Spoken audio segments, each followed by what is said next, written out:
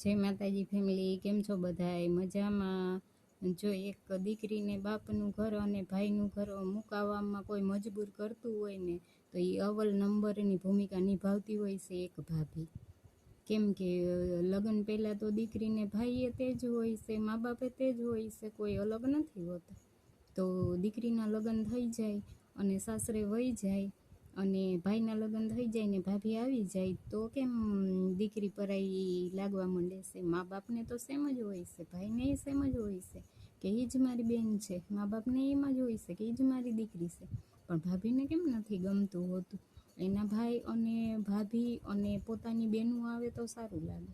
જો પતિની બેન આવે ને તો એને નથી ગમતું.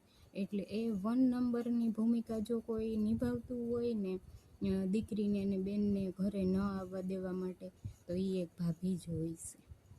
ક્યાંય પણ નોટિસ કરવું હોય ને તો કરી લેજો.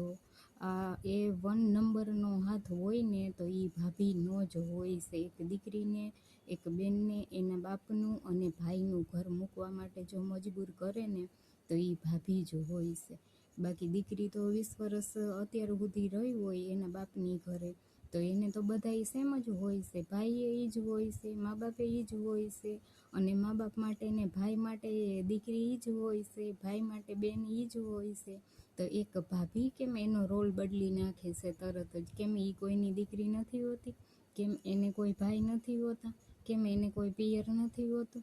તે એક દીકરીને પિયર જવામાં તરછોડવામાં આવે છે, એને આધાર અધિકાર બધાય છીનવામાં આવે છે મા બાપના, ભાઈના, બધાના.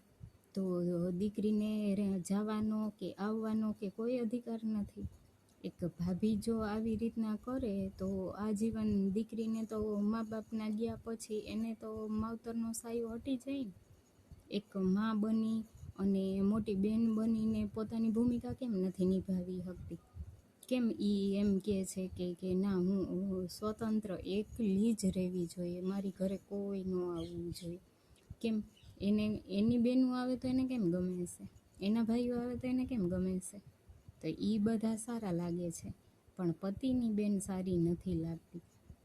એટલે કહું છું કે 1 નંબરની ભૂમિકા નિભાવતી હોય ને દીકરીને ઘર છોડવા માટે મા બાપનું ને ભાઈનું, તો એ એક મોટેમાં મોટો ભાભીનો હાથ હોય છે.